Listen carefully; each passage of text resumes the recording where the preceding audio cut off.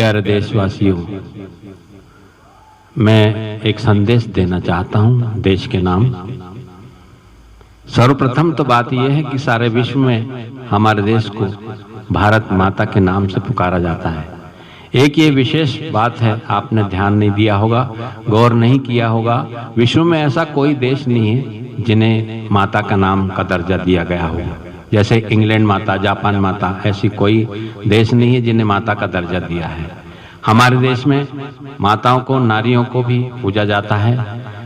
और इस देश में एक विशेष बात ये भी देखी गई होगी आपने कि हर एक जाति, हर एक धर्म के लोग यहाँ रहते हैं।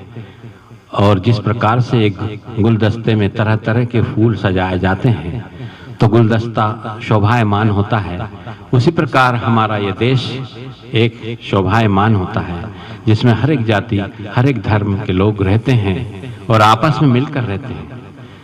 और देशवासियों को एक दो शब्दों के माध्यम से मैं इतना बताना चाहता हूँ कि दावत न खिजा को दो फूलों से बदन वालों, आपस में रहो मिलकर ऐ मेरे वतन वालों, ऐ मेरे वतन वालों। साथियों, मैं उन जवानों को, उन शहीदों को भी इस वक्त याद करने जा रहा हूँ जिनकी बदौलत आज हम सुख चैन से घर में सोते हैं और घर में रहते हैं और स्वतंत्र घूमते हैं। क्यों? हमारे देश में ऐसे ऐसे आतंकवाद आते हैं, हमारे पड़ोसी देश हमारे ऊपर जब चाहो जब हमला बोल देते हैं। ऐसे ही एक दास्तान मुझे सन 65 और 62 की याद आती है, जब चीन पाकिस्तान के युद्ध के समय हमारे देश की बहुत जवानों ने इतने जवान शहीद हुए, इतना बलिदान दिया इस देश के लिए। आज हम जो जिंदा है, आज जो हम घूम रहे हैं, आज हम उन्हीं की बदौलत घूम रहे हैं।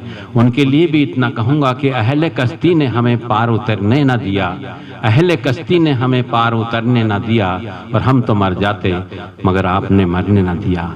उन साथी जवानों के लिए भी और जवान किसानों के लिए भी, जय जवान जय किसान का जो नारा था हमारा, वो भी एक बहुत अहमियत रखता है, बहुत मान्यता रखता है। उस नारे को भी हम बहुत अच्छे से समझते हैं, जानते हैं। तो साथियों, मेरा कहना इतना है कि इस देश के लिए जो जवान हमारे लिए फील्ड पे जाते हैं, जो सामने होकर लड़ते हैं, उन लोगों के लिए मैं उनकी यादगार में 2 लाइन के एक गीत से उन्हें मैं श्रद्धांजलि देना चाहता हूं, जो देश के लिए शहीद हुए हैं। हिमालय की बुलंदी से सुनो आवाज है आई, कहो माओ से दे बेटे, कहो बहनों से दे भाई, वतन पर जो फिदा होगा अमर वो नौजवां होगा, वतन पर जो फिदा होगा अमर वो नौजवां होगा।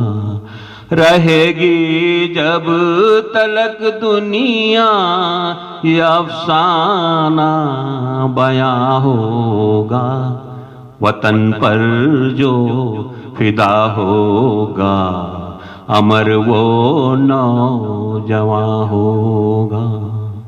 ये उस समय की बात है जब हमारे युद्ध में हमारी सामग्रियां, हमारे एमिनेशन खत्म हो चुके थे, जब सिपाहियों की एक आवाज ही इस गाने में, हमारे जो गायक हैं उन्होंने इस गाने को इतना सजाया है, उस लाइन को मुझे बार बार याद आती है।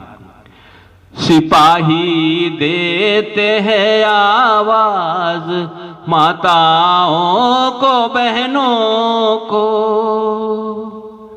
हमें हथियार ले दो, बेच डालो अपने गहनों को, भला इस वक्त देखूं कौन मेरा पासवा होगा, वतन पर जो फिदा होगा अमर वो नौजवां होगा।